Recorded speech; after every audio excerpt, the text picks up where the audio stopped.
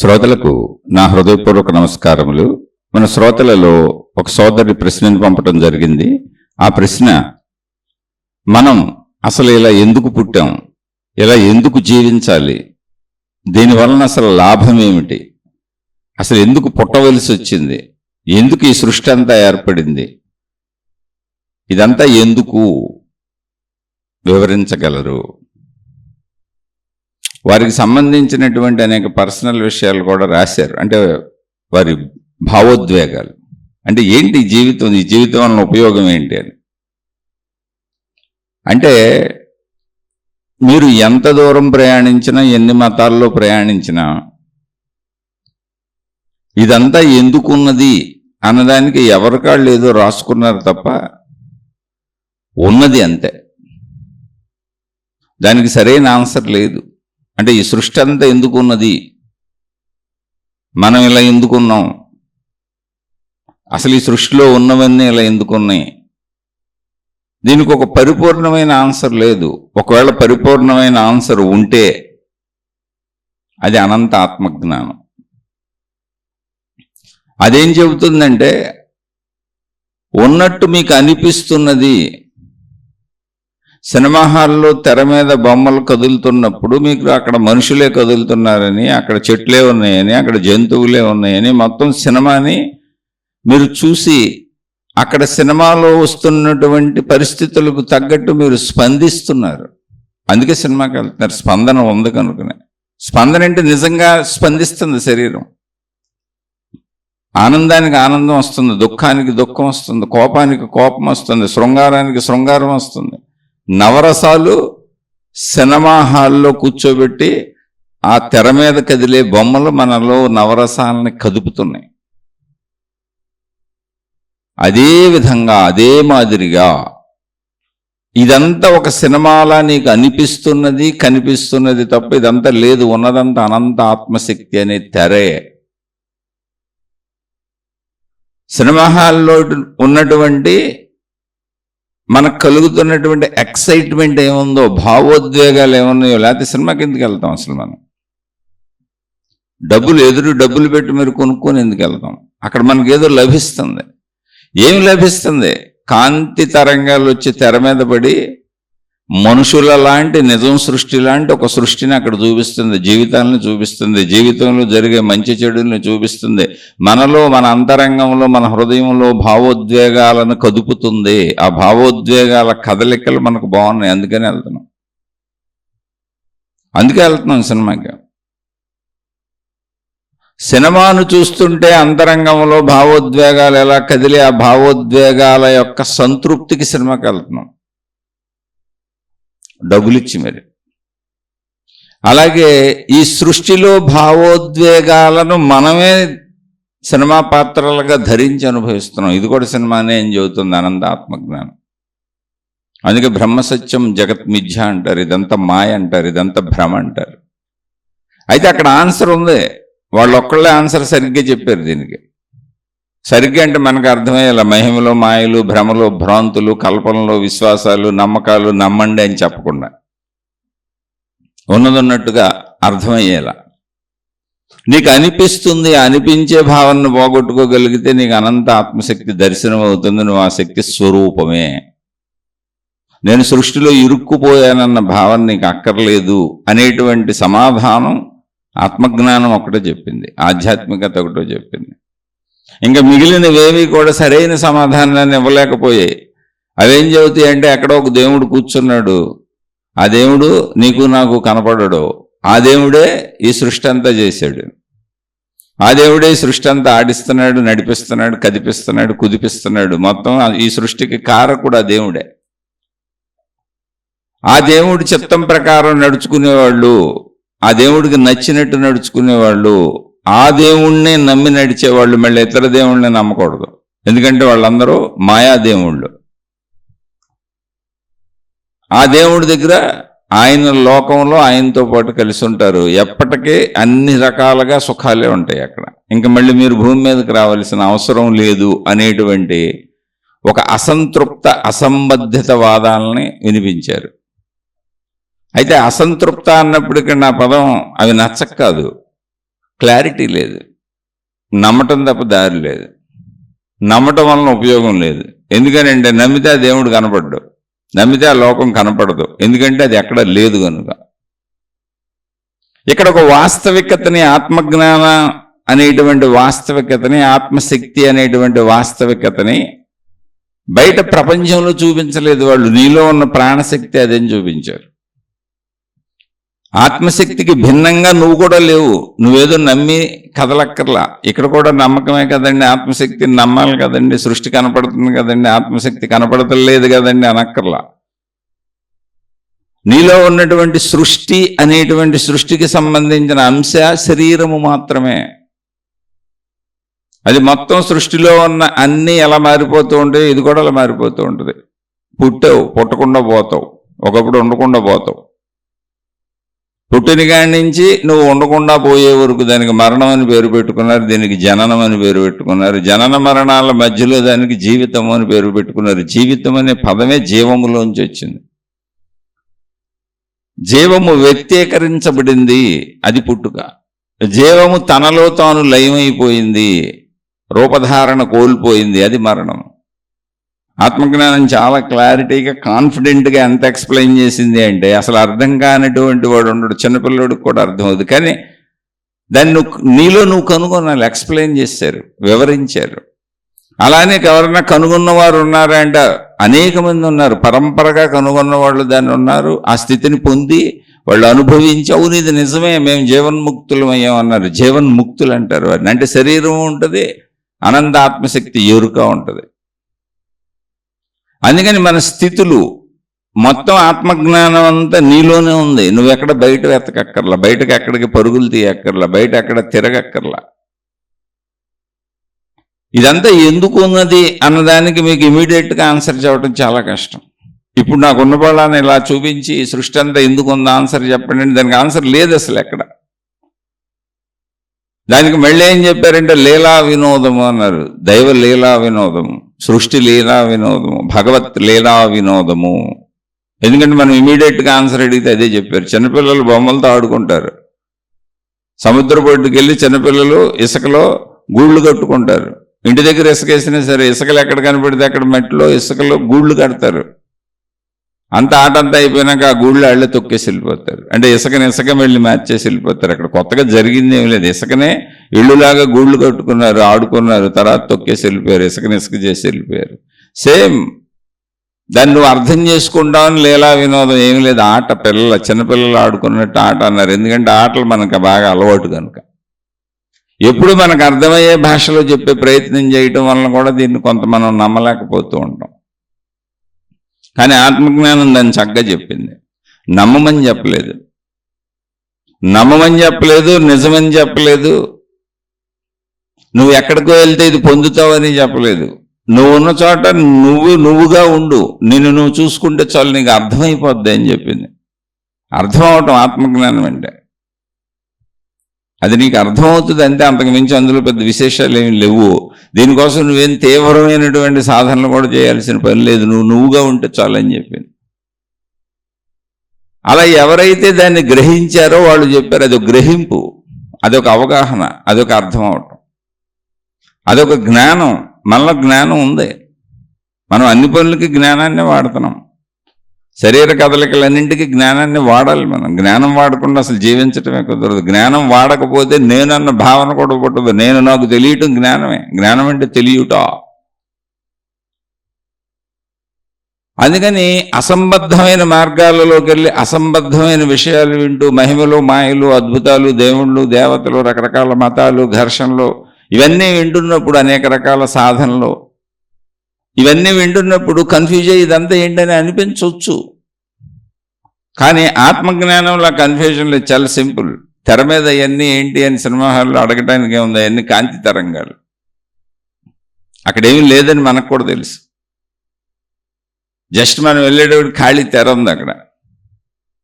ఆ తెర మీద కాంతి తరంగాలు వచ్చి మనలాంటి బొమ్మల్ని, మనలాంటి సృష్టిని సృష్టించుకుంటూ వెళ్ళిపోయినాయి. కాసేపు మనలాంటి జీవితమే సాగింది. అది మనకు అర్థమవుతుంది కనుక, అర్థమైతే కాదు, అది మన భావోద్వేగాలను కదుపుతుంది కనుక, భావోద్వేగాలకి ఏదో దొరుకుతుంది మనకి. ఒక ఆనందం దొరుకుతుంది, ఒక ఒత్తిడి దొరుకుతుంది, ఒక ప్లెజర్. ఆ ఒత్తిడిని పొందడానికి వెళ్తున్నాం, దాని పేరు ఆనందం. అది క్రూరపు సినిమానా, దెయ్యాల సినిమానా, మంచి సినిమానా, మోరల్ వాల్యూస్తో కూడిన సినిమానా, శృంగార సినిమానా, ఏదైనా కావచ్చు, లేదా అన్ని రకాలు ఉన్న సినిమాను కావచ్చు. కానీ మనకి ఏదో దొరుకుతుంది అక్కడ. లేకపోతే సినిమాకి ఎందుకు వెళ్తాం మనం? డబ్బులు ఇచ్చి మరి, ఉచితం కూడా కాదు అది. సేమ్ అలాగే అక్కడ సినిమా హాల్లో ఏం దొరుకుతుందో ఈ ప్రపంచంలో అదే దొరుకుతుంది 100 సంవత్సరాలు. అయితే సినిమాని మనిషే తయారు చేశాడు కనుక, మనిషి ఎలా తయారు చేస్తున్నాడో మనకు తెలుసు కనుక, అది సినిమా మనుషులే తయారు చేసుకున్న, మనుషుల కోసం పెట్టుకున్న ఎంటర్టైన్మెంట్ అని మనకు తెలుసు కనుక సినిమాని మనం బలంగా తీసుకోవాలి. కానీ స్పందన అంతా బలంగానే ఉంటుంది. సినిమా యాక్టర్లకు కూడా అభిమాన సంఘాలు ఉంటాయి. సినిమా యాక్టర్లు రాజకీయ నాయకులు అయిపోతారు, మళ్ళీ వాళ్ళు వచ్చి పరిపాలిస్తారు. సినిమా యాక్టర్లకి పరిపాలనకి సంబంధం ఏంటంటే దానికి అర్థం కూడా ఉండదు. అయితే పరిపాలించవచ్చు, తప్పు కూడా లేదేమో, ఎందుకంటే వాళ్ళు మనుషులే కాబట్టి మనుషులకు సంబంధించినటువంటి సమస్యలు, మనుషులకు సంబంధించిన ఆలోచనలు వాళ్ళకు కూడా ఉంటాయి కాబట్టి పరిపాలించే హక్కు వాళ్ళకు కూడా ఉండొచ్చు, తప్పు లేకపోవచ్చు కూడా మేబీ. ఎందుకంటే మనుషులేక ఒక దారిలో పెట్టాలి. అది ఒక యంత్రాంగం అంతే ప్రభుత్వం, అది మనం ఏర్పాటు చేసుకున్న వ్యవస్థ ప్రజాస్వామ్యంలో. కాబట్టి వాళ్ళకి హక్కు ఉండొచ్చు, తప్పు లేకపోవచ్చు. కానీ ఒక సినిమా అనేది ఎంత దూరం వెళ్ళిపోయింది అంటే వాళ్ళు మనల్ని పరిపాలించడానికి కూడా మనం అంగీకరిస్తున్నాం. కానీ సినిమా అంత నటనని మనకు తెలుసు. సినిమానే అంత తీసుకున్నప్పుడు నిజ జీవితపు సినిమా ఇదని చెబుతుంది ఆత్మజ్ఞానం. నీకు నిజంగా అనిపించేటువంటి సినిమా ఇది, అంతే. ఇది కూడా సినిమానే. కానీ ఈ సినిమాకి తుది మొదలు తెలుసుకోవచ్చు నువ్వు. ఈ సినిమా ఎలా ఆడుతుందో తెలుసుకోవచ్చు. ఇది అనంత ఆత్మశక్తి చేత ఆడుతుంది, కాంతి తరంగాల చేత ఆడుతుంటే ఇది శక్తి చేత ఆడుతుంది. ఈ సినిమా అంతా శక్తి చేతే. శక్తికి భిన్నంగా ఏం లేదు. శక్తి యొక్క లక్షణములు, గుణములు, స్వభావములు, తనలో తానే సినిమా కదులుతుంది. శక్తిలో శక్తి కదులుతున్న కథలకే సృష్టి. ఇక్కడ తెర శక్తే, బొమ్మలు సృష్టి శక్తే. సినిమా అంతా, సినిమాలో బొమ్మలంతా మనుషులు, జంతువులు, చెట్లు, పుట్లు, గుట్లు, గ్రహాలు, గోళాలు, నక్షత్రాలు, విశ్వము అనబడే సమస్త సృష్టి సినిమా. సృష్టి సినిమా ఇది. ఇదంతా కూడా ఆ శక్తి కథలకే. తెర కూడా శక్తే, శక్తికి భిన్నంగా ఏం లేదు. మీరు చెబితే మేము నమ్ముదామా అండి? దేవుడినే నమ్మద్దన్నారు. ఒక దేవుడు కూర్చొని సృష్టి మొత్తం చేశాడు అంటే నమ్మశక్యంగా లేదు. అంటే నమ్మశక్యంగా లేదంటే నమ్మాలి ఊరికినే అంతే. కానీ అది లాజికల్గా మనకి తర్కబద్ధంగా సత్యముగా మనం రూఢీపరుచుకునేలా లేదు. మన విజ్ఞానంతో, మన తర్కంతో, మనలో ఉన్నటువంటి లాజికల్ థింకింగ్తో అది కరెక్ట్ అనిపించట్లేదు. జస్ట్ నమ్మకంగా అయితే కోట్ల మంది నమ్ముతున్నారు. కానీ ఆత్మజ్ఞానం అలా చెప్పట్లేదు, అసలు నమ్మమని చెప్పదు. అది సత్యాన్ని నమ్మటం ఎందుకని ప్రశ్నిస్తుంది. సత్యాన్ని నమ్మాల్సిన అవసరం లేదు, ఎందుకంటే అది అక్కడ ఉంది కనుక. అక్కడ చెట్టు ఉన్నప్పుడు చెట్టు ఉందని నమ్మవలసిన అవసరం లేదు, అక్కడ పొట్టు ఉన్నప్పుడు పొట్టు ఉందని నమ్మవలసిన అవసరం లేదు, అక్కడ మనిషి ఉన్నప్పుడు మనిషి ఉన్నాడని నమ్మవలసిన అవసరం లేదు. అలాగే ఆత్మజ్ఞానము కూడా శరీరపరంగా నువ్వు కరెక్టే, అది సృష్టి. సృష్టికి సంబంధించిన అంశ నీలో శరీరము. సృష్టికి అతీతమైనటువంటి అంశము నీలో ఉన్నది. అది ముందు మనసుగా గుర్తించు. మనసులో ఉన్నవన్నీ సృష్టికి సంబంధించిన విషయాలు. కానీ మనసు ఎక్కడ ఉన్నది, ఆలోచనలు ఎక్కడ ఉన్నాయి, భావములు ఎక్కడ ఉన్నాయి, ఎలా కదులుతుంది? భావం పుట్టకపోతే, ఆలోచన పుట్టకపోతే, ఆలోచన కదలకపోతే, నేనని అనిపించకపోతే, అది నీకు గుర్తు చేయకపోతే అసలు నీ ఎరుక కూడా నీకు ఉండదు కదా. దాన్ని పట్టుకో, అది నీలోనే ఉంది కదా. అదేంటో తెలుసుకో. పట్టుకోవడానికి ఏం లేదు, పట్టుకోవాలని ప్రతిసారి పరిశీలించడమే, అర్థం చేసుకోవటమే, అవగాహనే. ఎలా అర్థం చేసుకోవాలో కూడా అదే చెబుతుంది, ఆత్మజ్ఞానం చెబుతుంది. ఆత్మజ్ఞానం చెబుతుందంటే అదేం గొప్ప విషయం కాదు, ఎవరో చెప్పింది కాదు, మనుషులే. దాన్ని సాధించిన వాళ్ళు చెప్పారు, దానికి ఆత్మజ్ఞానం అని పేరు పెట్టారు. అనంత శక్తికి ఆత్మశక్తి అని పేరు పెట్టారు. అలా చూసినప్పుడు నాలో ఆలోచనలు, భావాలు ఇవన్నీ ఉన్నవి కదా అని నాకే తెలుస్తుంది కదా. ఎక్కడికో పరుగులు తీయాల్సిన అవసరమే ఉంది, అసలు ఎవరిని అడగాల్సిన అవసరమే ఉంది. ఏమంటే నాలో ఆలోచనలు ఉన్నాయా, నాలో భావాలు ఉన్నాయా, నాలో జ్ఞాపకాలు ఉన్నాయా, నేను ఎవరిని, ఇవన్నీ ఎవరినైనా అడగాల? నా గురించి నాకెందుకు తెలియదు, మొత్తం తెలుసు కదా. ఓకే, శరీరపరంగా నువ్వు సృష్టివి, మరి మనోపరంగా సృష్టిలోని అంశాలు గుర్తున్నమాట నిజమే. కానీ ఎక్కడ గుర్తున్నాయి, ఎలా గుర్తున్నాయి, అవి ఏ స్వరూపంలో ఉన్నాయి, ఏ స్వభావంలో ఉన్నాయి, వాటి గుణం ఏంటి, వాటి రూపం ఏంటి, వాటి ఆకారం ఏంటి, వాటి ప్రదేశం ఏంటి, వాటి సైజ్ ఏంటి, తెలీదండి. ఉన్నాయని తెలుసు. ఉన్నాయని తెలుసు, నాలోనే ఉన్నాయని తెలుసు. అవి నావే అని కూడా తెలుసు, ఎందుకంటే నేనే ఏర్పరుచుకున్నవే. నా నేనుతో మొదలై ఇంకా అనేకం కోటాను కోట్లు ఉన్నాయి. కానీ ఎలా ఉన్నాయో తెలియదు, ఎక్కడ ఉన్నాయో తెలియదు, ఎంత ఉన్నాయో తెలియదు, ఎందుకు ఉన్నాయో తెలీదు. కానీ అవన్నీ ఉన్నాయో తెలుసు. అవి కదుపుతుంటేనే నేను కదులుతున్నా. అవి కదపకుండా నేను అసలు కదలలేను కూడా. నేనన్న ఎరుక కూడా పుట్టదు, నా ఎరుకే నాకు పోద్ది. అది అక్కడ కూర్చొని ఆయన కాసేపు శరీరాన్ని వదిలిపెట్టి అక్కడ కూర్చో కాసేపు మనసులో అన్నాడు. దాని పేరు ధ్యానము, దాని పేరు తపస్సు అన్నాడు. అంటే నువ్వు దానికోసం ఎక్కువ తప్పిస్తే దాని పేరు తపస్సు, నువ్వు కొద్దిగా తక్కువ తప్పిస్తే దాని పేరు ధ్యానం. అంతే, తేడా ఏం లేదు అక్కడ. నువ్వు పైన తిరిగితే ధ్యానం, గాఢంగా లోతుల్లోకి వెళ్తే తపస్సు. గాఢత, నీలో ఎంత గాఢత ఉందని అనే దాన్ని బట్టే తపస్సు అవుతుంది. అంటే నీకు ఎంత ఇంట్రెస్ట్ ఉంది, ఎంత శ్రద్ధ ఉందో దాన్ని తెలుసుకోవాలని. ఆ శ్రద్ధను బట్టి అది తపస్సు అవుద్దా, ధ్యానం అవుద్దా, ఏదో ఒకటి అవుతుంది. కానీ ట్రై చేయి. ఎందుకంటే తెలియని విషయం పట్ల అంత గాఢత కూడా కలక్కపోవచ్చు. అది అక్కడ విషయం. తెలిసిన విషయం పట్ల, ఇప్పుడు శరీరం నేనన్న భావం పట్ల ఉన్న గాఢత తెలియని విషయం పట్ల ఉండకపోవచ్చు. అంత గాఢత నీకు కలక్కపోవచ్చు, లేదా కలగొచ్చు. జీవితంలో కష్ట నష్టాలు, ఇబ్బందులు, బాధలు, కష్టాలు, కన్నీళ్లు, అనేక రకాలైనటువంటి శోకాలు, బాధలు, భరించలేనటువంటి ఇబ్బందులు నీలో గాఢతను పెంచవచ్చు. అసలు ఇదంతా ఏంటి తెలుసుకోవాలని. అప్పుడు నువ్వు తపస్సులోకి వెళ్ళిపోవచ్చు. అప్పుడు వెళ్ళొచ్చు నువ్వు తపస్సులోకి. అలాగే వెళ్ళాడు రత్నాకరుడు అనేటువంటి గజ దొంగ వాల్మీకి. తర్వాత వాల్మీకి శ్రీరామచంద్రుడు ఉన్న కాలంలోనే, శ్రీరామచంద్రుడు ఉండగానే ఆయన కాలంలోనే శ్రీరామచంద్రుడి భార్యను ఆయన తన దగ్గరే ఉంచుకొని, తన ఆశ్రమంలో ఉంచుకొని, ఆవిడ గర్భంతో ఉంటే ఆవిడకి అన్ని రకాల సేవలు చేయించి ఆశ్రమవాసులతో, ఆవిడికి పుట్టినటువంటి బిడ్డల్ని లవకుశుల్ని ఆయనే పెంచి, శ్రీరామచంద్రుడు సీతమ్మ తల్లి ఉండగానే లవకుశులకు రామాయణం చరిత్రను, అంటే శ్రీరామ చరిత్రను సీతమ్మ చరిత్రను రామాయణముగా రచించి ఆ పిల్లలకే నేర్పించి దాన్ని ప్రపంచవ్యాప్తం చేయించాడు ఆయన. రామాయణాన్ని ఇప్పుడు కూడా మనం చదువుకుంటూ ఉంటాం.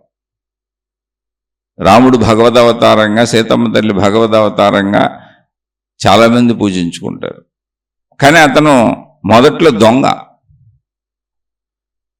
మనలో ఒక పరివర్తనం జరగటానికి, మనలో ఒక మార్పు రావడానికి, మనం ఒక సత్యాన్వేషణకి వెళ్ళటానికి, మనం తపస్సు చేయటానికి ప్రపంచం సహకరిస్తూ ఉంటుంది. అది ఎందుకలా జీవిస్తున్నాం అన్నదానికి ఆన్సర్ అది. ఇదంతా ఎందుకు ఉంది అన్నదానికి ఆన్సర్ ఏంటి అంటే, నువ్వు ఆన్సర్ కనుక్కునే వరకు ఆ సందేహం అలాగే ఉంటుంది. కానీ దాన్ని ఆన్సర్ కనుక్కున్న వాళ్ళు అయితే చెప్పేశారు ఇదంతా ఇలా లేదు, జస్ట్ ఇది సినిమా. అనంత ఆత్మశక్తి మీద, అనంత ఆత్మశక్తితోనే, ఆత్మశక్తిలోనే జరుగుతున్నటువంటి నీకు కనపడుతున్న సినిమా, ఆత్మశక్తికి లేదు అది. అయితే ఈ సినిమా కోసం నువ్వు ఎక్కడికో వెళ్ళక్కర్లే, దేవుణ్ణి నమ్మక్కర్లే, మతంలోకి వెళ్ళక్కర్లే, మార్గంలోకి వెళ్ళక్కర్లే, గురువుని అనుసరించక్కర్లే, సాధనలు చేయక్కర్లే, నువ్వేమీ చేయక్కర్లా. తపస్సు అంటే తప్పించటం అంటే అది నీ ప్రయత్నం, నీ జిజ్ఞాస, నీ ఇంట్రెస్ట్. అది కూడా సాధన కాదు. ధ్యానం అనేది సాధన కాదు, ఏమీ చేయకుండా కూర్చోవడం. నిన్ను నువ్వు పరిశీలించుకోవటం, నిన్ను గమనించుకోవటం, నిన్ను తెలుసుకోవటం, నిన్ను అర్థం చేసుకోవటం, నీ మొత్తం పరిస్థితులు, నీ సంపూర్ణతను నువ్వు గ్రహించటం, అవగాహన చేసుకోవటం, అది సాధన ఎందుకు అవుతుంది? నువ్వు రోజు నీ గురించి ఆలోచించుకుంటూనే ఉంటావు ఏదో ఒకటి. ఇప్పుడు శరీరం నేను అనుకున్నప్పుడు రోజు ఏదో ఒకటి ఆలోచించుకుంటాం, ప్రయత్నించుకుంటాం ఉంటాం, అది పొందటానికి ప్రయత్నిస్తూ ఉంటాం, అవి పొందే ప్రయత్నం చేస్తూ ఉంటాం. అలా మనకు నిత్యం మన గురించి ఆలోచించుకుంటూ, నేనని ఆలోచించుకుంటూ, నా వాళ్ళని ఆలోచించుకుంటూ, నావని ఆలోచించుకుంటూ, నిరంతరం మనకు కావలసిన వాటికి ప్రయత్నిస్తూ పొందుతూ ఉంటాం కదా. ప్రయత్నం సాధన, పొందటం అనుభవం. కానీ ఆలోచించుకోవటం నీ గురించే కదా నీ ఆలోచించేది. అందులో పెద్ద విశేషమే ఉంది. నువ్వు ఆలోచించక్కర్ల, ఆలోచనలు సహజంగానే వస్తూ ఉంటాయి. ఆ ఆలోచనల్ని ఇంకో దిశ వైపు మళ్లించడమే. నువ్వు ఆలోచించేలా కూడా పెద్ద ప్రయత్నమే అక్కర్లేదు, ఎందుకంటే ఆటంతటా ఆలోచనలు వచ్చేలా నీ లోపల ఉంది. అసలు ప్రాసెస్ ఎలా ఉంది. అందుకే శరీరంతో నేను అనుకుంటూ బతుకుతున్నావు. నువ్వు రోజు కష్టపడి బలవంతంగా నువ్వేమీ లోపల నిద్రలోంచి బయటికి లాక్కొచ్చి నేనని నువ్వేం కష్టపడి గుర్తు చేసుకోక్కర్లా. సహజ ఆలోచనల ఉద్భవానికి అసలు నువ్వే ప్రయత్నము చేయక్కర్లా, వాడంతటా అవే వచ్చేస్తున్నాయి. ఆలోచన ఆటోమేటిక్గా జరుగుతుంది. అదే అవగాహన, అదే అర్థం చేసుకుంటుంది, అదే కావాలంటది, అదే చెప్పుద్ది, అదే ప్రయత్నిస్తుంది, ప్రయత్నించమని ప్రోత్సహిస్తుంది, అన్నీ అదే చేస్తూ ఉంటుంది. సహజంగా వచ్చేసి ఉద్భవిస్తే వాటికి ప్రయత్నంతోనే పని లేదు. అటువంటి అవగాహన శక్తి నీలో ఉందని దిశ మార్చు అంతే, జస్ట్ డైరెక్షన్ మార్చు అదే తప్ప మనసును నిర్మూలించాలనుకోబాకు. డైరెక్షన్ మార్చు, అర్థం చేసుకోవాల్సిన విషయాలు మార్చు. శరీరం వైపు పెట్టుకొని శరీరం నేను అనుకొని ప్రపంచం వైపు పరుగెడుతున్నాం కదా, కాసేపు తిప్పు. ఏదైతే ఓ ఆలోచనలు ఉత్పత్తి చేస్తుందో, ఏదైతే ఓ ఆలోచనలు ఉత్పత్తి చేసి నేను నాది నావేని ఉత్పత్తి చేసి వాటి గురించి ఆలోచించి వాటిని అర్థం చేసుకొని ఆ శరీరాన్ని అర్థం చేసుకొని ఆ ప్రపంచాన్ని అర్థం చేసుకొని ఆ కుటుంబ సభ్యులను అర్థం చేసుకొని నేను నాకు నాది దాన్ని మొత్తం అర్థం చేసుకొని నాకేం కావాలో అవగాహన చెంది అది ప్రయత్నించడానికి అంత కష్టపడటానికి అంత సిద్ధపడి వృత్తి వ్యాపార ఉద్యోగాలను జీవితం మొత్తం అంకితం చేసేసి ప్రయత్నానికి ప్రోత్సహించి తిరుగుతుందో మరణం వరకు తిరుగు, తప్పులేదు. నువ్వు శరీరమే సృష్టిపరంగా. సినిమా జరుగుతున్నంతసేపు నువ్వు శరీరాన్ని అలాగే ఉండాలి. కానీ కొంచెం ఆ ఆలోచన, సహజ ఆలోచన, అవగాహన, ఇవి నాకు కావాలి, ఇవి నేను పొందాలి అనేటువంటి ఒక సహజ ఆలోచన, సహజ అవగాహన, సహజ ఆలోచన ఉద్భవం ఏది నీలో ఉద్భవిస్తుందో దాన్ని కొంచెం తిప్పు. దాన్నే పరిశీలించమని. అసలు ఎక్కడి నుంచి ఆలోచనలు వస్తున్నాయి, ఎందుకు ఆలోచనలు వస్తున్నాయి, ఎలాంటి ఆలోచనలు వస్తున్నాయి, అసలు ఈ ఆలోచనలు ఎలా ఉన్నాయి, ఎక్కడ పుడుతున్నాయి, ఎందుకు పుడుతున్నాయి, ఎలా పుడుతున్నాయి, అసలు వీటి మూలం ఏంటి అని దాన్నే పట్టుకో, దాని వైపే తిప్పు. ఎందుకంటే ఆ సహజ అవగాహన ఉంది నీలో. ఇక్కడ నువ్వు చేయాల్సిందేం లేదు. శరీరంతో బయటికి సాగుతున్న దాన్ని లోపలికి తిప్పు అంతే. అదే శక్తిని అలాగే వాడు, అదే ఆన్సర్లు ఇచ్చేస్తుంది. ఎందుకంటే అది నీలో ఉన్న లక్షణమే. జస్ట్ నీకు దిశానిర్దేశం చాలు. నువ్వు ఇందులో పెద్ద కష్టపడేది ఏమి లేదు. అసలు ఏ సాధన లేదు ఇక్కడ. సాధనలన్నీ మానవ కల్పితాలు, మానవ నిర్మితాలు. ఏం సాధన చేస్తావు? ఒక పెద్ద మహారాజు గారు ఒక గురువు గారిని ఎత్తుక్కుంటూ వెళ్ళాడు. ఆయన కొంచెం ఈ రాజ్య కార్యాలు చేసి చేసి చేసి మనసు విసుగు చెందిపోయింది.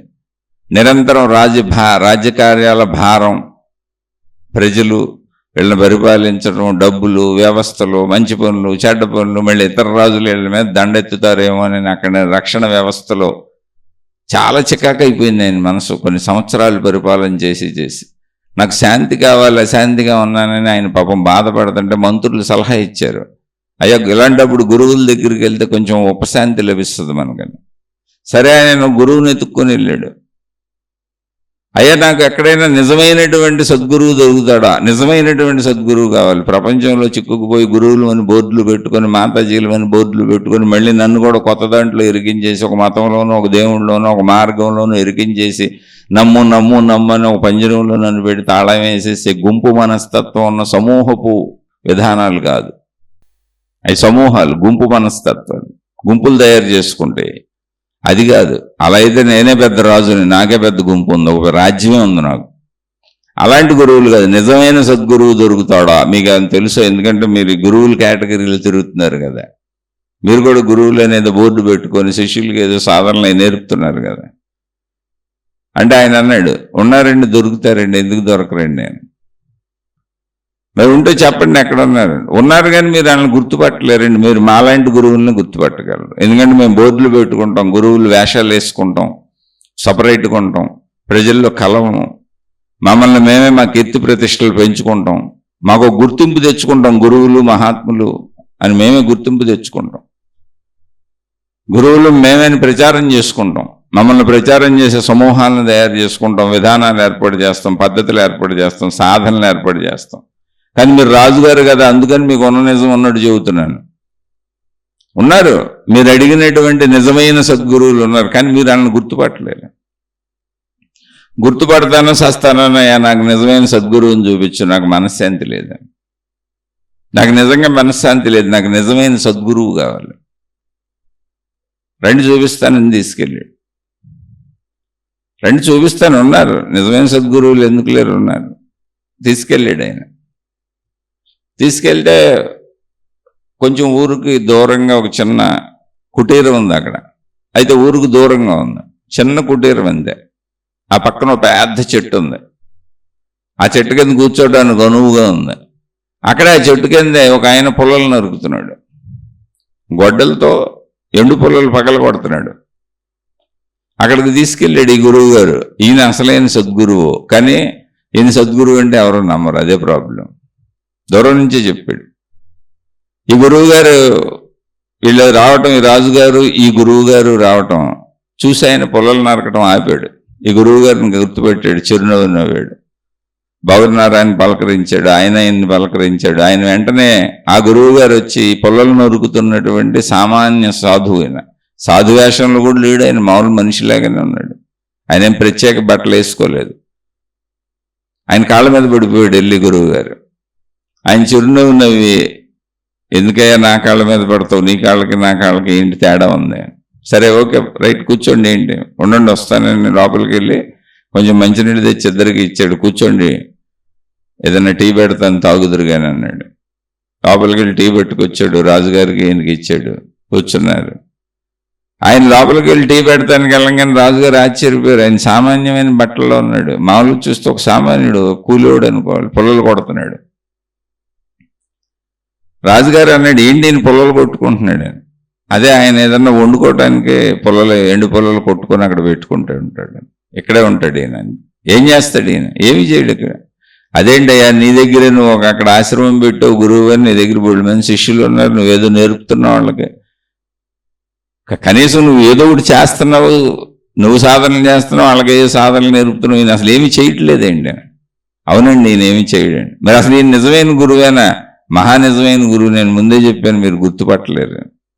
ఇలాంటి నిజ గురువుల్ని ఎవరు గుర్తుపట్టలేరు, మాలాంటి గురువుల్ని గుర్తుపడతారు. ఎందుకంటే మేమే బోర్డులు ఓపెన్ చేసుకుంటాం, దుకాణాలు ఓపెన్ చేసుకుంటాం. నేను పెట్టాను, నేను గురువునే, సాధన నేర్పుతున్నాను, కానీ ఈ సాధన నేర్పుతున్నానని అదిగో మఠం పెట్టాను, పీఠం పెట్టాను, ఆశ్రమం పెట్టాను, ఏ మతంలో ఏది ఉంటుంది వీటన్నిటినీ ప్రజల నుంచి ధనాన్ని తీసుకుంటూ ఉంటాను. వీళ్ళందరికీ ఏదో నేర్పుతున్నానని చెబుతూ ఉంటాను, నేర్పే వాళ్ళ దగ్గర నుంచి దక్షిణలు పుచ్చుకుంటూ ఉంటాను. అలా నా జీవన భృతి వెళ్ళిపోతుంది. నేను గురువును కాదు, నేను నా వృత్తి అది, వృత్తిరీత్యా గురువుని, అంటే ధన సంపాదన దాని మీద బతుకుతున్న గురువు, నా జీవితం దాని మీద ఆధారపడి ఉంది. నేను గురువు పదవి వదిలేస్తే నాకు తినడానికి తిండి ఇవేమి ఉండవు. మీకు జనమంతా నన్ను ఆరాధిస్తున్నట్టు కనపడవచ్చు, ఏమీ లేదు, నా వృత్తి అది. మిగిలిన వాళ్ళు వృత్తి వ్యాపార ఉద్యోగాలు బయట చేసుకుంటుంటే నేను ఈ వృత్తి చేసుకుంటున్నాను అంతే. కానీ వీళ్ళు నిజ గురువులు. ఇలాంటి వాళ్ళు చాలా మంది ఉన్నారు, ఎవరు గుర్తుపట్టరు, సామాన్యులు అనుకుంటారు వీళ్ళు. పాపం చెప్పాడు రాజుగారు, కానీ రాజుగారి మనసు ఎక్కడ అసలు ఏ రకంగా తీసుకోవట్లే. సరే ఆయన టీ తీసుకొచ్చాడు, వీళ్ళు తాగారు. ఆయన తాగట్లేదు, వీళ్ళిద్దరిగా ఇచ్చాడు. రాజుగారు అడిగారు, అయ్యా మీరు కూడా టీ తాగట్లేదు, తాగబోయారు. లేదు నాకు టీ తాగాలని లేదు అందుకని తాగట్లేదని. నాకు ఇప్పుడు టీ తాగాలని లేదు అందుకని తాగట్లేదు. మీ ఇద్దరు వచ్చారు కదా పెట్టించాను. ఓకే అయ్యా మీరు ఏం చేస్తారని అడిగాడు రాజుగారు. నేనేమీ చేయను అన్నాడు ఆయన. ఆకలి వేసినప్పుడు భోజనం చేస్తాను, నిద్ర వచ్చినప్పుడు నిద్రపోతాను, మిగిలినప్పుడు ఊరికనే అదిగా పశుపక్షాదులు ఎలా తిరుగుతున్నాయో అలా తిరుగుతాను ఎక్కడంతే, ఇంకేమీ చేయను, అంతకంటే ఏం చేయను. ఈ పుల్లలు ఏదన్నా వండుకోవడానికి, ఆకలేసినప్పుడు తినడానికి వండుకోవడానికి పుల్లలు కొట్టుకుంటున్నాను అంతే. అవి కూడా రాలి పడిపోయిన ఎండు పుల్లలు తెచ్చుకుంటాను, అది అనువుగా కొంచెం కొట్టుకొని పక్కన పెట్టుకుంటాను తడవకుండా. అంతకు మించి నేను ఏ పని చేయను. ఆకలేస్తే అన్నం తింటాను, నిద్ర వస్తే నిద్రపోతాను, కాలకృత్యాలు తీర్చుకుంటాను, దగ్గరలో నది ఉంది. మిగిలిన సమయం అంతా అన్న ధ్యానాలు చేస్తారండి, తపస్సులు చేస్తారన్న, సాధనలు చేస్తారని అడిగాడు. అబ్బే నేను అసలు అలాంటివి ఏం చేయను. ఈ చెట్టు పుట్ట చేమ ఎలా ఉన్నాయో అలాగే ఉంటాను అంతే. ఈ పశుపక్షాదులన్నీ అలా ఎగిరి తిరుగుతున్నాయో అలా నేను కూడా అప్పుడు ఏం చేయాలనిపిస్తే అది చేస్తాను. నిర్దిష్టమైనది ఏం లేదు. నడిచి వెళ్ళాలనిపిస్తే నడుచుకుంటూ వెళ్తాను, కూర్చోవాలనిపిస్తే కూర్చుంటాను అంతే, నేనేమి చేయను అన్నాడు. రాజుకు బుర్రపాడైపోయింది. బుర్రపాడైపోయి రాజుగారు చెప్పాడు, అయ్యా నేను ఈ దేశపు మహారాజుని, నిజమైన సద్గురువు కావాలంటే మీ దగ్గరికి తీసుకొచ్చారు, ఈయన కూడా గురువే అంటే ఆయన చిరునవ్వు, అవును నాకు తెలుసు ఆయన చాలా పెద్ద గురువు, 2 మందికి చాలా నేర్పుతున్నారు. ఆయన వెంటనే మళ్ళీ ఈయన కాళ్ళ మీద పడిపోయాడు, అయ్యా మీరు అలా అనకండి, నేను వృత్తి గురువుని, ధన సంపాదనకి జీవితానికి దాని మీద ఆధారత పెట్టుకున్నవాడిని. అందరూ వృత్తి వ్యాపార ఉద్యోగాలు చేసి ఎలా బతుకుతున్నారో అలా నేను గురువు అనే వృత్తిని, దైవ వృత్తిని పెట్టుకున్నాను. మీరు సద్గురువులు, నేను అసలు గురువునే కాదు, అందుకే మీ దగ్గరికి తీసుకొచ్చాను అడిగితే. ఆయన చిరునవ్వు ఊరుకున్నాడు అంతే. అప్పుడు రాజుగారు, అయ్యా మీరు నా ధర్మ సందేహాలు తీర్చగలరా అడగనా నేను, ఎందుకంటే నాకు అసలు మీ మీద గురుభావమే కలగట్లేదు, నేను ఇంతవరకు మీకు నమస్కారం పెట్టలేదు, ఆ గురుభావం కలిగే వరకు నేను పెట్టను కూడా అని చెప్పాడు. ఆయన అసలు చిరునవ్వు నవ్వాడు, నీ నమస్కారం నేనేం చేసుకోను, నీకే పెడతాను నమస్కారం కావాలంటే చెప్పు, నీకు నమస్కారం నేనే పెడతాను. ఆయన ఎదురు నమస్కారం పెట్టాడు. నమస్కారాలతో ఏమొస్తుంది ఇక్కడ, ఏముంది అందులో, ఏమీ లేదు, నేను సామాన్యుడినే, నాకు అర్థం కావట్లేదు అన్నాడు రాజుగారు. అప్పుడు ఆయన చిరునవ్వును చెప్పాడు, నాకు ఆకలి వేసినప్పుడు తింటాను. మీరు గమనించుకు చూడండి, ఏదో రాజుగారు ఇంత దూరం వచ్చో ప్రజలను పరిపాలించేవాడివి, ఈయన తీసుకొచ్చాడు, పైగా నేను ఎంతో కష్టపడి వచ్చా, రొట్టి చేతులతో పంపడం ఇష్టం లేక మిమ్మల్ని చెప్తున్నా, నాకు చెప్పాలని కూడా లేదు, అయినా చెబుతున్నా, ఇంత దూరం వచ్చారు కాబట్టి. నేను ఆకలి వేసినప్పుడే భోజనం చేస్తాను. మీరు గమనించుకు చూసుకోండి, మీరు ఆకలి వేసినా భోజనం చేస్తారు, ఆకలి అయిపోయినా కూడా భోజనం చేస్తారు. ఆకలి అయిపోయినా కూడా అలవాటుగా తింటారు, మీరు రుచి కోసం తింటారు మీరు. నేను అలా తిన్నాను, ఆకలి వేసినప్పుడే భోజనం చేస్తాను. ఒకవేళ ఒక రోజంతా ఆకలి అయిపోతే నేను ఆ రోజు తిన్నాను. ఎప్పుడు ఆకలి వేస్తే అప్పుడు తింటాను, 2 రోజులకు ఒకసారి ఆకలి వేస్తే అప్పుడే తింటాను. అలాగే ఎప్పుడు నిద్ర వస్తే అప్పుడు పోతాను, నిద్ర ఇప్పుడే పోవాలని ఏం లేదు. అంటే మీరు ఎప్పుడు లెగుస్తారని రాజు అడిగాడు, మీరు ఎప్పుడు లెగుస్తారని. బ్రహ్మ ముహూర్తంలో లెగుస్తానని. ఓహో, అంటే బ్రహ్మ ముహూర్తంలో తెల్లారుజామున 3:30-4 మధ్యలో లేచిపోతారు. అలా కాదు, ఆ బ్రహ్మ ముహూర్తమే కాదు, అది ప్రజలు అనుకునే బ్రహ్మ ముహూర్తం. తెల్లవారుజామునే లేవటం బ్రహ్మ ముహూర్తం అని ప్రజలు అనుకునే బ్రహ్మ ముహూర్తం అది కాదు. నాకు ఎప్పుడు మెలకు వస్తే అప్పుడు నాలోని బ్రహ్మం బయటకు రావాలనుకుంటున్నాడు. నాకు నిద్ర వచ్చినప్పుడు నాలోని బ్రహ్మము తనలో తాను లీనమైపోయి ఉన్నాడు, అనంతముగా ఉన్నాడు, అనంత ఆత్మశక్తిగా ఉన్నాడు. అప్పుడు నేను గాఢ నిద్రలోకి వెళ్ళిపోతాను. నిద్రలోంచి నాలోని బ్రహ్మం మళ్ళీ వ్యక్తీకరించబడుతున్నాడు, ఈ శరీరంగా తిరగాలనుకుంటున్నాడు, ఆ బ్రహ్మం బయటకు వస్తున్నాడు. కాబట్టి నేను ఎప్పుడు లెగిస్తే అప్పుడు అది బ్రహ్మ ముహూర్తం. నేను బ్రహ్మముహూర్తానికి లేవను, ప్రజలందరూ బ్రహ్మముహూర్తం టైం పెట్టుకొని లెగిస్తూ ఉంటారు, అలారాలు పెట్టుకొని. అది కాదు నేను లేచేది. నాలోని బ్రహ్మం ఎప్పుడు బయటకు రావాలనుకుంటుంటే అప్పుడు లెగిస్తాను నేను. ఎందుకని నాలోని బ్రహ్మము మెలకువ తెచ్చుకొని ఈ శరీర రూపంలో తిరగాలనుకుంటున్నాడు, మనోరూపంలో నన్ను కదిపి లేపుతున్నాడు, అప్పుడు లెగుస్తాను. ఆ బ్రహ్మమే ఈ శరీర రూపంలో తిరుగుతాడు, ఈ శరీరం నేననే భావన కల్పించి తిరుగుతూ ఉంటాడు, తిప్పుతూ ఉంటాడు. మళ్ళీ ఆ బ్రహ్మమే గాఢ నిద్రలోకి తీసుకెళ్ళిపోతూ ఉంటాడు. అందుకని నాకు నిద్ర ఎప్పుడు వస్తే అప్పుడు నిద్రపోతాను. చాలామంది ఆ పక్కన గురువు గారు చెప్పారు, అయ్యా ఆయన అలా మాట్లాడుతూ కూడా నిద్రపోతూ ఉంటారు. చాలామంది వస్తూ ఉంటారు, ఆయనకి ఊరి దగ్గరలోనే ఉన్నారు. ఆయన మాట్లాడుతూ ప్రజలకు ఏదైనా చెప్తూ కూడా నిద్రపోతూ ఉంటారు. నిద్ర వస్తే నిద్రపోతారు. ఇప్పుడు ఉపన్యాసం జరుగుతుందన్న భావన ఆయనకి ఏముండదు, ఉపన్యాసం ప్రవచనం బరువు పదాలు ఏముండవు ఆయన దగ్గర. నిద్ర వచ్చింది మాట్లాడుతూ అలా నిద్రపోతారు, అక్కడే ఆ చెట్టుగా అనుకొని అలా నిద్రపోతారు. మెలకు వచ్చింది అలా లేచి తిరుగుతూ ఉంటారు. రాత్రి లేదు, పగలు లేదు, భేదం లేదు, రాత్రి పగలు భేదమే లేదు నిద్రపోవడానికి, మెలకు రావడానికి. ఎందుకంటే బ్రహ్మం ఎప్పుడు మేలుకోవాలనుకుంటే అప్పుడు మేలుకుంటాడు, దానికి అలారాలతో పనే ఉంది. ఆ బ్రహ్మం ఎప్పుడు దాని అనంతత్వంలోకి సుషుప్తావస్థలోకి వెళ్ళిపోవాలనుకుంటే అప్పుడు వెళ్ళిపోతాడు. దాని నిద్రకి దానికి మళ్ళీ అలారాలతో పనే ఉంది, టైం ప్రకారం పనే ఉంది. టైమే ఉంది బ్రహ్మముకి, శరీర భావనలో టైం ఉంది. శరీరానికి టైము, వృత్తి వ్యాపార ఉద్యోగాలు చేసుకునే వాళ్ళకి టైం ఇది. పగలు ఎన్నింటికి ఆఫీసులో ఓపెన్ అవుతుంది, ఎన్నింటికి పనులు చేయాలి, ఎన్నింటికి ఎలా ఉండాలి, అన్నింటికి ఎలా ఉండాలి. ఆకలేసిన అయిపోయింది తినేసి వెళ్ళిపోతూ ఉంటారు, రుచుల కోసం తినేసి వెళ్ళిపోతారు. నిరంతరం ఏదో ఒకటి చేస్తూ ఉంటారు. మీరు తింటూ కూడా 1000 ఆలోచనలు చేస్తూ ఉంటారు. చూడండి రాజుగారు, మీరు ఎప్పుడైనా భోజనం ఏకాగ్రతగా తిన్నారా అంటే, ఒకే ఆలోచనతో భోజనం మీద దృష్టితో తిన్నారా అని అడిగాడు ఆయన. ఒకసారి గుర్తు చేసుకోండి, వెనక్కి వెళ్ళండి, మీ మనసులోకి వెళ్ళండి. రాజుగారు ఆలోచించి చూశాడు, ఒక్కరోజు కూడా ఆయన భోజనాన్ని భోజనంగా తినలేదు. భోజనం చేస్తున్నప్పుడు 1000 ఆలోచనలు చేస్తూ ఉంటాడు, పక్క వాళ్ళతో మాట్లాడుతూ ఉంటాడు, రాజ్య విషయాలు మాట్లాడుతూ ఉంటాడు, లేదా రాణులతో కబుర్లు చెబుతూ ఉంటాడు. ఎప్పుడూ ఏదో ఒకటి ఆలోచనలు సాగుతూనే ఉంటాయి లోపల. అదే ఆయన చెప్పాడు, నేను భోజనంగానే చేస్తాను, నాకు ఎటువంటి ఆలోచనలు లేవు అని. ఉండవు, ఎందుకంటే నాకు అసలు ఎటువంటి పనులు కూడా లేవు. నేను ఆకలేసినప్పుడు భోజనం చేస్తాను అంతే, అదొకటే ఆలోచన ఉంటుంది. నిద్ర వచ్చినప్పుడు నిద్రపోతాను, మెలకు వచ్చినప్పుడు లేస్తాను, ఏది అనిపిస్తే చేస్తాను అంతే. అనిపించడం అంత సహజత్వంగా ఉంటుంది, సృష్టి సహజత్వంగా ఉంటుంది. అది చూడండి, ఆ పక్షి ఈ కొమ్మ నుంచి ఆ కొమ్మ మీదకి ఎగిరింది. ఎందుకు ఎగిరిందో దానికే తెలుసు, దానికి అనిపించింది ఎగిరింది. దానికి ఏదో ఉంది అక్కడ కారణం. అలా అనిపించినవి చేస్తూ ఉంటాను. కాలకృత్యాలు తీర్చుకోవాలనిపించడం అనేది మానవ జాతి మొత్తానికి సహజం. అనిపించకపోతే కాలకృత్యాలు తీర్చుకోలేం. అలాగే ఆకలి కూడా వేయకపోతే తినలేం. కానీ రుచుల కోసం ఆకలి లేని ఆకలికి తింటారు చాలామంది. అందుకే ఊబకాయాలు వచ్చేస్తూ ఉంటాయి, జబ్బులు వస్తూ ఉంటాయి. అది నాకు అనిపించింది చేస్తానండి. నిద్రపోతాను, లెగుస్తాను. నేను ఎప్పుడు లెగిస్తే అది బ్రహ్మ ముహూర్తం. రాజుగారు ఆశ్చర్యపోతూ ఉంటున్నాడు, మొత్తం రివర్స్లో ఉంది ఇక్కడ.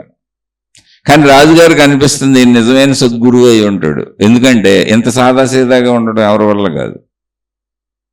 అసలు కష్టం, చాలా కష్టమైన విషయం. నిద్ర వస్తే నిద్రపోవటం ఎలాగా రాజుగారికి తన లైఫ్ స్టైల్ గుర్తొచ్చింది. చాలాసార్లు అసలు పడుకొని మదన పడతా ఉంటాడు. ఇప్పుడు రాజ్యము, దాని ఆలోచనలు, అక్కడ చేయవలసిన కార్యములు, నిద్ర పట్టదు సరిగ్గా. దానికి అన్నాడు, ఆయన చెప్పాడు, మీరు నిద్ర వచ్చినా నిద్రపోయిన సందర్భాలు బోల్డ్ ఉంటాయి, నిద్రను ఆపుకుంటారు. అవును, నిజమే. చాలాసార్లు గాఢ నిద్ర వస్తున్నప్పుడు రాజకార్యాలున్నాయని ఆపుకుంటూ ఉంటారు. చాలామంది మనుషులు నిద్రను ఆపుకుంటారు వేరే పనుల కోసం. నాకు అలా ఏం లేదు, నిద్ర వస్తే నిద్రపోతాను, ఇలా కూర్చొని నిద్రపోతాను, ఇక్కడే నిద్రపోతాను, లేకపోతే ఇక్కడే ఇలా వాలిపోయి పడుకొని నిద్రపోతాను. మళ్ళీ మెలకు వస్తే లేచిపోతాను, నాకు టైంతో సంబంధం లేదు. ఎందుకంటే బ్రహ్మము మేలుకుంటున్నాడు, నేను కాదు కదా. నిద్రలోకి వెళ్ళినప్పుడే బ్రహ్మము తన అనంతత్వంలోకి వెళ్ళిపోతుందండి. అందుకని బ్రహ్మముహూర్తం నేను ఎప్పుడు లేస్తే అప్పుడు. కానీ మీరు నిద్ర రాకపోయినా నిద్రకు ప్రయత్నిస్తారు. చాలాసార్లు ఆ టైంకి నిద్ర రాదు, వెళ్ళి పడుకొని డొలుతూ ఉంటారు మంచాల మీద అందరూ. ఇది మానవ జాతికి ఉన్న లక్షణం. ఎందుకంటే మీరు కాల పరిధిలో కాలాన్ని ఊహించుకుంటూ ఉంటారు. అమ్మో, ఇప్పుడు ఈ టైంకి పడుకోవాలి, మళ్ళీ పొద్దున్న ఈ టైంకి లేచిపోవాలి. నేను అసలు కాలబందీనే కాదని చెప్పాడు ఆయన. నాకు ఏ ఆలోచన లేదు, జస్ట్ భోజనం ఆకలేసినప్పుడు భోజనం చేస్తాను, నిద్ర వచ్చినప్పుడు నిద్రపోతాను, కాలకృత్యాలు తీర్చుకోవాలనిప్పుడు తీర్చుకుంటాను, అంతే. మిగిలిందంతా అంతే, అలా జీవిస్తాను. అదిగో ఈ పక్కన ఉన్నటువంటి పక్షులు, జంతువులు ఎలా ఉన్నాయో అలాగే ఉంటాయి. రాజుగారికి ఏదో అర్థమైంది.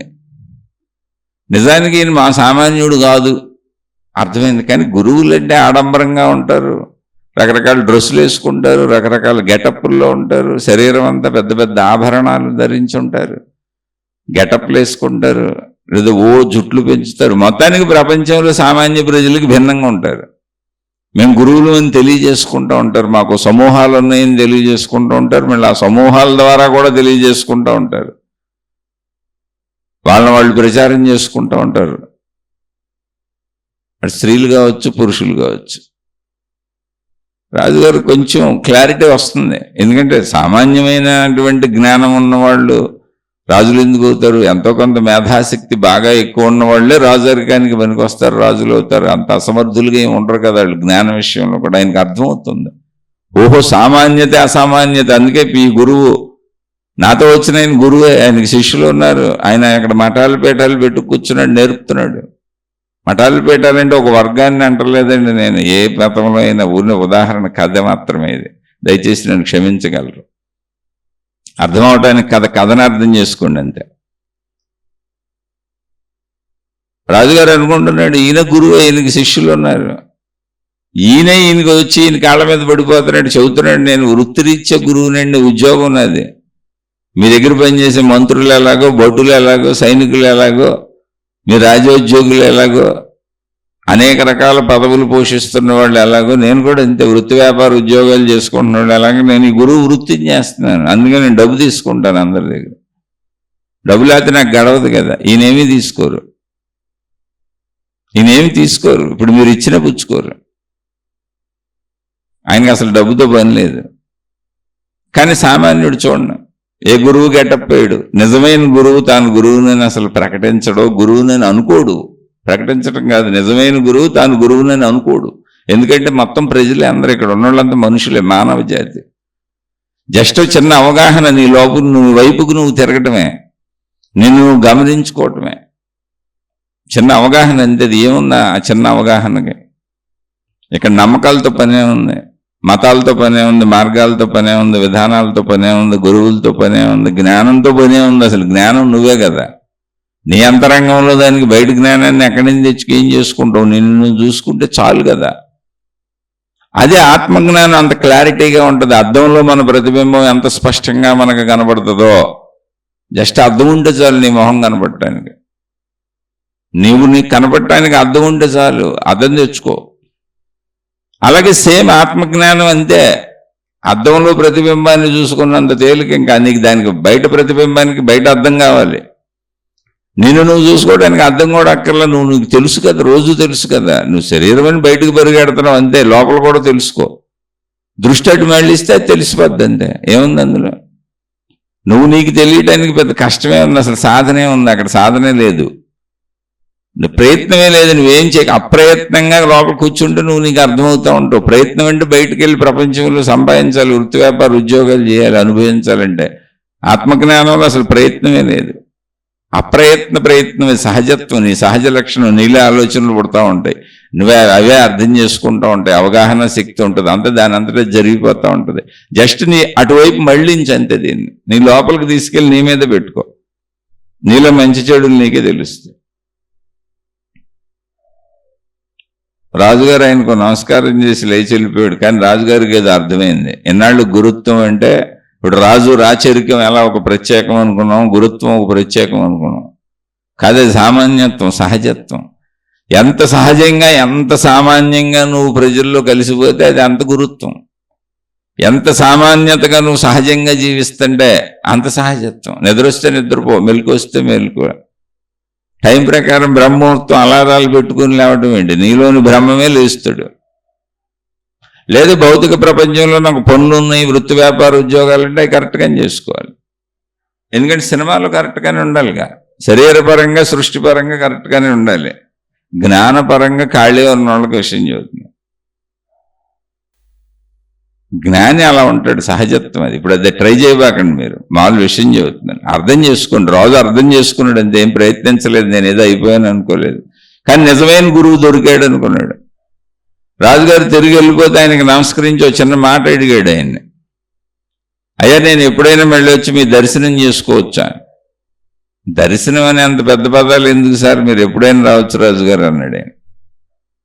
ఎప్పుడైనా ఎవరైనా రావచ్చు, మీరే కదా, ఎవరైనా రావచ్చు. నేను ఇక్కడే ఉంటాను. మీరు నా అలాంటి మనుషులే కదా, నేను అందరినీ గౌరవిస్తాను, పశుపక్షాదులను కూడా గౌరవిస్తాను. సృష్టిలో ఉన్న అన్నిటికీ అన్ని స్వాతంత్ర హక్కులు ఉన్నాయి. మీరు కావాలంటే రావచ్చు, ఎప్పుడు కావాలంటే అప్పుడు రావచ్చు. సరే అని వెళ్తూ వెళ్తూ రాజుగారు ఒక మాట అడిగారు ఆయన్ని. అయ్యా, మీరు ఆత్మానందం అనేది పదం అంటూ ఉంటారు, అది మీరు అనుభవించారా? నేను నిత్య ఆత్మానందంలోనే, నిత్య బ్రహ్మానందంలోనే ఉన్నాను. అదే చెప్పాను ఇందాక, నేను బ్రహ్మముహూర్తానికి లభిస్తాను. బ్రహ్మానందం అది, ఆత్మానందమే. నేను నిత్యము దాంట్లోనే ఉంటాను. అది ఎలాగే ఉంటుంది, సామాన్యంగానే ఉంటుంది.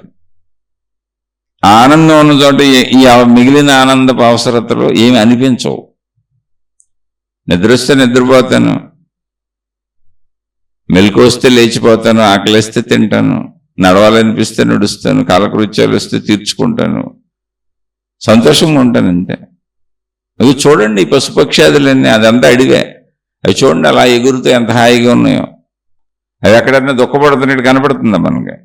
నేను అలాగే ఉంటాను అంతే. అదే ఆత్మానందం. నాకు దాన్ని ఏమైనా కొద్దిగా రుచి చూపించగలుగుతారా అన్నాడు.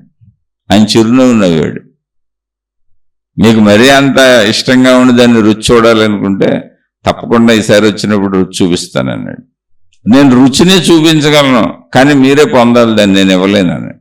అయితే మీరు అడిగారు కాబట్టి రుచి చూపించగలను కొంచెం, తప్పకుండా రుచి అయితే చూపిస్తాను. సరే, రాజుగారు వెళ్ళిపోయాడు. అయిపోయింది, రాజుగారు వెళ్ళిపోయాడు. కొంతకాలం తర్వాత రాజుగారు, రాజు కదా ఆయన, ఆలోచించాడు. తన ఖజానాలు విలువైనటువంటి, అత్యంత విలువైనటువంటి వజ్ర వైఢూర్యాలన్నింటినీ ఓ మూట కట్టించాడు.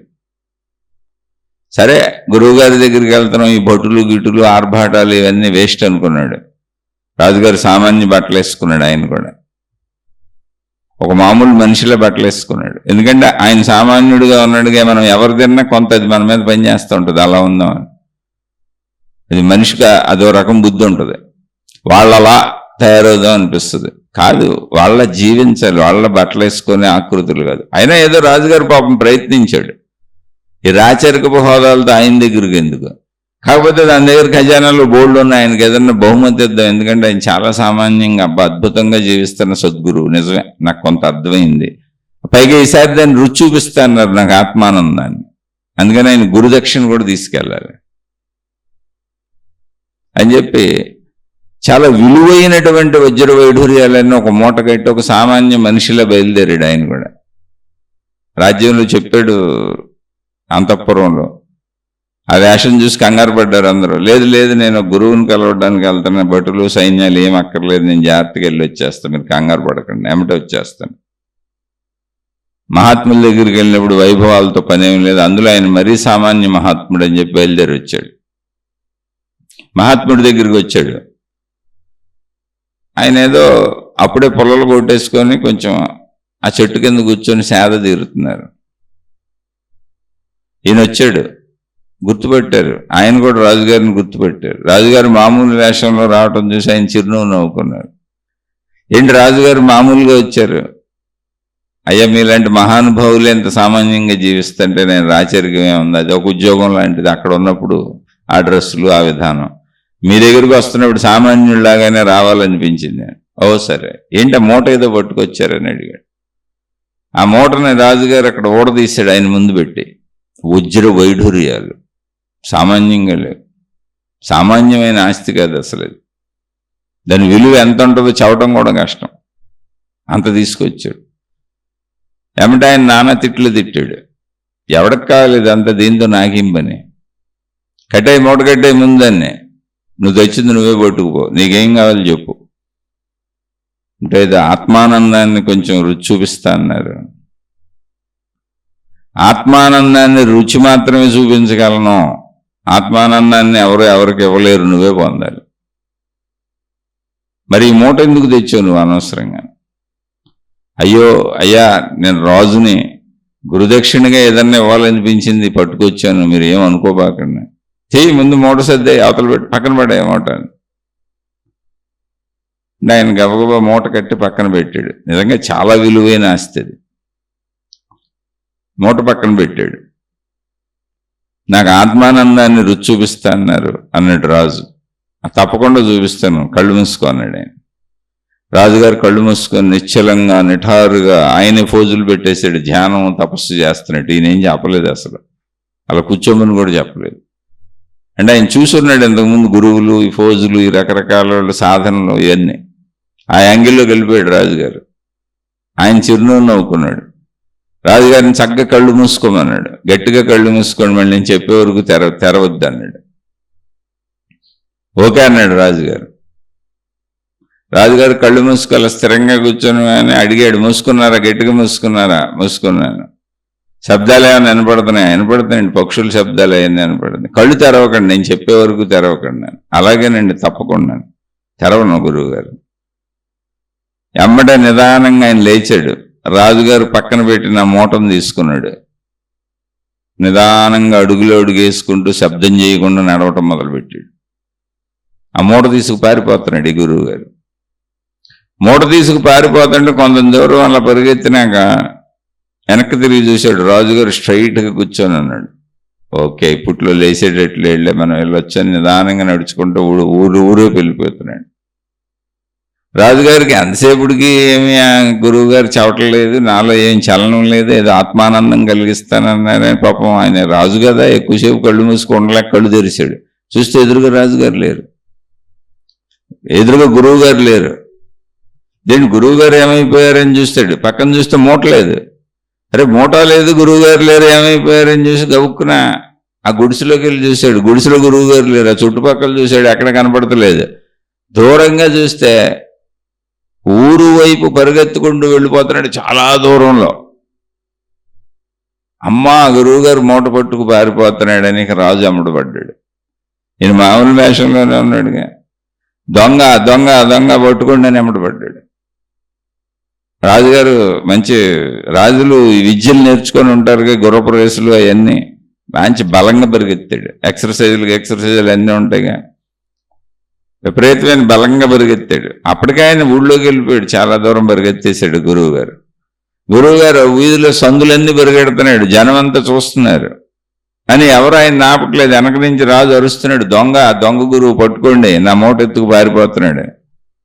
ఎవరు అసలు ఆయన్ని పట్టుకోవట్లేదు, ప్రజలు కూడా చూస్తున్నారు తప్ప ఆయన్ని పట్టుకోవట్లేదు, ఆయనకి అడ్డపడతలేదు. చాలా మంది ఆయనకి పట్టుకునే అవకాశం ఉంది, ఆయన్ని ఎవరు పట్టుకోవట్లా. ఏమంటే రాజుగారు తిట్టడం మొదలు పెట్టారు, నేను మోసపోయాను, మొత్తం ఈ ఊరంతా దొంగలు అయి ఉంటారు, ఇది దొంగల ఊరు అయి ఉంటది, ఈ దొంగలు ఊళ్ళు పంచుకోవడానికి దొంగ గురువుని పెట్టుకొని ఉంటారు. అయ్యో బాబోయ్, నేను అతి విలువైనటువంటి సంపదలు వజ్ర వైడూర్యాలన్నీ తెచ్చేసి ఈ చేతిలో పెట్టేశానే, మొత్తం ఊరు దొంగలని రాజు ఊరంతా తిడతం మొదలు పెడతా పరిగెత్తున్నాడు.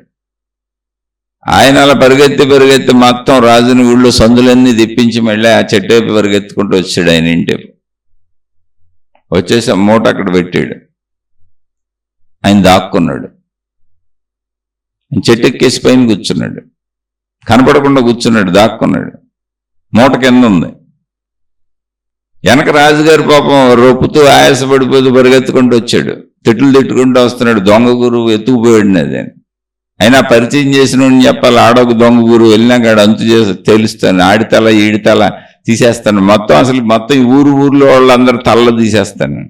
నా సంగతి తెలియదు, మామూలు డ్రెస్సులో ఉన్నాను కదా, వీళ్ళు గుర్తుపట్టట్లేదు, చచ్చారు నా చేతిలో అందరూ అనుకుంటూ వచ్చాడు. వస్తే ఇంతకుముందు మూటగా ఆ గురువు గారు ఎక్కడ కూర్చున్నారో, మూట ఎక్కడ పెట్టారో అక్కడ పెట్టేసి ఉంది మూట, గురువు గారు కనపడతలేదు. రాజు మూటప్పి చూశాడు, మొత్తం వజ్రాలు వైడూర్యాలు అన్నీ అక్కడే ఉన్నాయి. ఆ రాజుగారు ఆ మూటను అలా గుండెలకు హత్తుకున్నాడు. అరే, విలువైన సంపదలన్నీ పట్టుకొచ్చి అదానేసానే అని అలా పట్టుకొని, అమ్మయ్య మనసు శాంతిగా ఉంది, పోతూ పోయాడు కానీ నాయి దొరికినాయి, ఆత్మానందంగా ఉందనుకున్నాడు తనలో తను. దొరికింది నా సంపద, సామాన్యమైన వజ్రాలు కాదు, వైడూర్యాలు కాదు, ఎన్నో యుద్ధాలు చేసి ఇతర రాజ్యాల నుంచి లాక్కొచ్చిన వజ్ర వైడూర్యాలు మామూలుగా దొరకవాయి. విపరీతమైన సంపద, ఇది చాలా విలువ కలది. రాజుగారికి ఆత్మానందంగా ఉంది, మూటను అలా హత్తుకున్నాడు. నాది నాకు దొరికింది, దొంగ గురువు గొడవ వదిలింది, వెళ్ళినాక చూస్తాను వీళ్ళందరి సంగతి, మళ్ళీ వస్తాను, రాజుగా వస్తాను ఈసారి. అయితే అనుకుంటే అలా ఆత్మానందాన్ని పొందుతుంటే దబ్బని మోతైంది. ఏంటని చూశాడు, చెట్టు మించి దూకాడు గురువు గారు.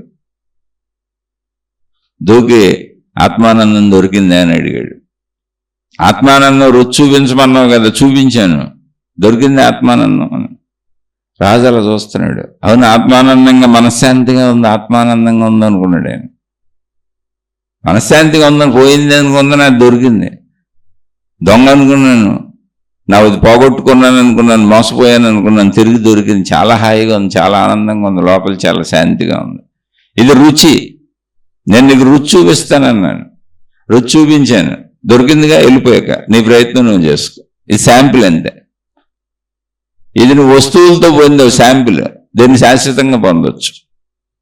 నేను దాన్ని శాశ్వతంగా పొందాను, నీకు రుచి చూపించడం కోసం రుచి చూపిస్తాను అన్నాను కాబట్టి ఇదంతా చేశాను, నాకేం పని, వెళ్ళిపో, నువ్వు ఇంక రావక్కర్లేదని. ఇంతే, ఎందుకంటే నా దగ్గర ఏం లేదు, నీకు బోధ చేయటానికి నా దగ్గర ఇంక జ్ఞానం లేదు, బోధలు లేవు, సాధనలు లేవు, ఇక నువ్వు ఎలా కావాలో అలా తిప్పలు పడిపోవాలన్నాడు. రాజు వెళ్ళిపోయాడు. మనం కూడా అంతే చూడండి, ఏదైనా మనది పోయింది దొరికింది అన్నప్పుడు మహదానందంగా ఉంటుంది. కావాలని ప్రయత్నించి మనం పొందినప్పుడు మహదానందంగా ఉంటుంది. కానీ ఆనందం మన లోపల కలుగుతుంది, మన వస్తువుతో కలుగుతుంది అనుకుంటున్నాం, డబ్బులతో కలుగుతుంది అనుకుంటున్నాం, మనుషులతో కలుగుతుంది అనుకుంటున్నాం, ఆ విషయాలను పొందటం వల్ల కలుగుతుంది అనుకుంటున్నాం. కానీ కలుగుతున్న ఆనందం ఎక్కడుంది? మన లోపలే ఉంది. ఒక సహజానంద స్వరూపం. మనం దాన్నే ఆత్మజ్ఞాన మార్గంలో, ఆధ్యాత్మిక మార్గంలో మహాత్ములు సచ్చిదానందము, ఆత్మానందము అని పేరు పెట్టారు. నువ్వే అది. ఎలాగండి, మీరు ఎన్ని చెప్పినా కానీ ఇప్పుడు వస్తువులతో వచ్చిన ఆనందం వస్తువులు లేకుండా ఎట్ట వస్తుందండి?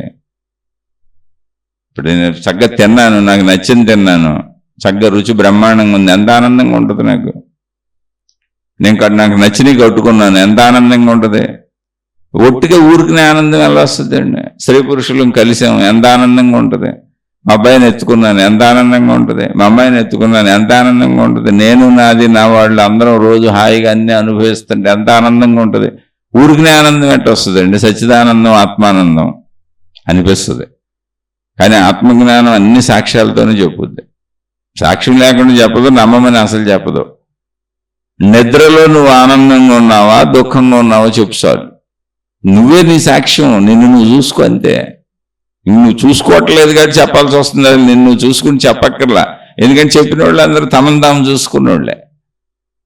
నువ్వు నిద్రపోతావు కదా, తింటం వదిలేస్తావు, తాగటం వదిలేస్తావు, పెళ్ళాన్ని వదిలేస్తావు, మొగుడిని వదిలేస్తావు, పిల్లల్ని వదిలేస్తావు, నేను నాది నా వాళ్ళు సమస్తం వదిలేస్తావు, సంపదలు వదిలేస్తావు, అన్నీ వదిలేసి నిద్రపోతావు. అసలు ప్రపంచాన్నే మర్చిపోతావు. నేను శరీరం అన్న భావాన్ని కూడా వదిలేస్తావు.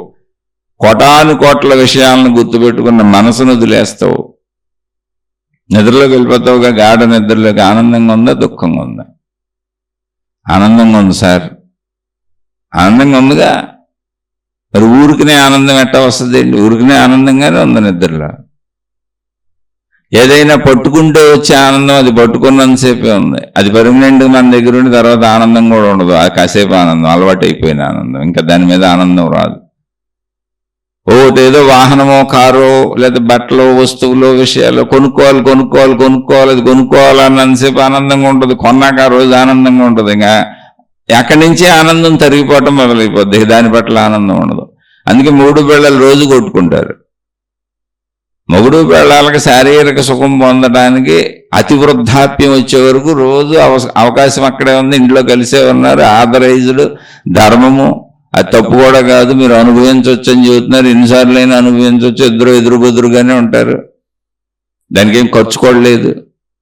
అయినా రోజు కొట్టుకుంటారు. కారణం ఏంటంటే ఆనందం తరిగిపోయింది, అలవాటైపోయిన మొగుడు, అలవాటైపోయిన పెళ్ళాం.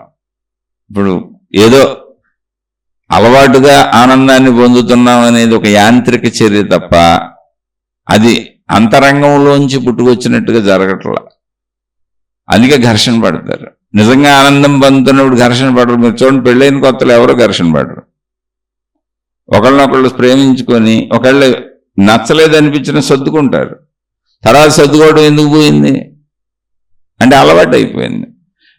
అసలు మొగుడు పెళ్ళాలు సొంత శరీరంలో ఉన్న శరీర అవయవాలే ఖర్చు లేనాటికి దానిని మించిన సుఖమే లేదు. శారీరక సుఖాన్ని మించిన సుఖమే లేదు. అదే అలవాటు అయిపోతే నీకు కార్లు అలవాటు అవ్వా, విమానాలు అలవాటు అవ్వా, డబ్బులు అలవాటు అవ్వా, ఏ వస్తువు అయినా అలవాటు అయిపోద్ది. అందుకే ఇంకో దానికోసం పరుగులాడుతూ ఉంటావు. అందుకే భిక్షాటన చేసుకునే భిక్షకుడి దగ్గర నుంచి అపర కుబేరుడి వరకు ఎవరికి సంతృప్తి లేదు. ఎందుకంటే అన్నీ అలవాటు అయిపోయి ఇంకేదో కావాలనిపిస్తూ ఉంటుంది. అందుకని ఆత్మజ్ఞానం జస్ట్ దాన్ని పరిశీలించుకుంది అంతే. దాన్ని వదిలేయమల్లా. శరీరపరంగా, సృష్టిపరంగా, సినిమా పరంగా అది నిజమే. దాని ఆకలి తీర్చాలి, దాని అవసరాలు తీర్చాలి. కానీ సంతృప్తి అనేది దానికి అవుద్దా, కుదురుతుందా శరీరానికి మనసుకి చూసుకో ఒకసారి. నువ్వే పరిశీలించుకో. నీ మనసు నీ శరీరమే కదా. ఇప్పుడు తిన్నావు మళ్ళీ అడుగుద్ది. ఎప్పటికీ అంతే, చేసిందే చేస్తూ ఉంటావు. కాబట్టి చేసిందే చెయ్యి. ఇంకా దాని మీద వ్యసనం ఎందుకు? సహజంగా చెయ్యి.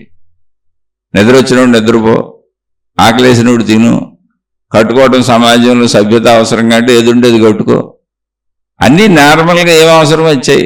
భార్య ఉంది, భర్త ఉన్నాడు, కోరికొస్తే తీర్చుకో, లేకపోతే ఊరుకో. ఒక సహజత్వంగా ఉండే ఇంక లాలసొద్దు. ఎందుకని అది అర్థమైంది కదా, దాన్ని నింపడం కుదరదు ఎప్పటికే. ఇది ఆధ్యాత్మికత. ఇందులో సాధన ఉంది, అవగాహన ఉంది, అర్థం అవటం ఉంది, అర్థం చేసుకోవటం ఉంది. అలా నేను నా వాళ్ళు జాతస్య మరణం ధ్రువం, అందరం చచ్చిపోతాం. కాబట్టి సాగు పుట్టుకలకు కూడా బాధ ఉంటే ఉండొచ్చు. అది శరీరపరంగా సినిమాలో యాక్షన్ తప్పదు. ఏడుపు సీన్ వచ్చినప్పుడు ఏడవలసిందే. ఆ ఏడుపు సీన్లు చూస్తున్న వాళ్ళు కూడా ఏడుస్తారు. అందుకే కాసేపు ఏడుస్తాం అంతే. కానీ ఆ సహజత్వాన్ని అంగీకరించాడు. ఏడవద్దంటే భావోద్వేగాలు శరీరంలో కలుగుతాయి. కానీ జ్ఞానికి అన్ని నిమిషమే అని చెప్పారు. నిమిషమో 2 నిమిషాలు 3 నిమిషాలు సందర్భాన్ని బట్టి. దాన్ని బట్టుకు ఏలాడటం లేదు, లాలస లేదు, దాని పట్ల గాఢత లేదు.